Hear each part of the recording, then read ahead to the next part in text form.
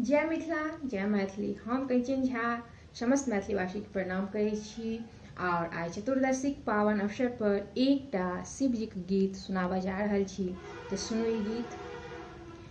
जय देगे माय शिव संग हमरा, शिव संग हमरा, जय देगे माय हमरा, जय देगे माय। शिव संग हमरा, भोला संग हमरा, जय देगे माय हमरा, जय देगे माय। छोड़ दे सनेस बाड़ी गहना विदाई, छोड़ दे सनेस बाड़ी गहना विदाई। छोड़ दे तू साया साड़ी, छोड़ दे तू साया साड़ी, लहठी पहनाई हमरा, जय देग माय। शिव संग हमरा, भोला संग हमरा, जय देगे माय हमरा, जय देगे माय।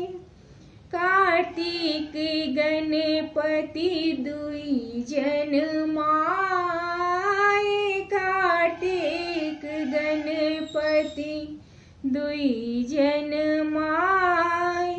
घरे अनहार में, घरे अनहार में, उठता चिचियाय हमरा, जय देग माय। शिव संग हमरा, भोला संग हमरा, जय देगे माय हमरा, जय देग माय। कते दिन रखबै तू बेटी जमाय, कते दिन रखबै तू बेटी जमाय। लोक सब पूछतो, लोक सब पूछतो, जेबै खिसियाय हमरा, जय देग माय।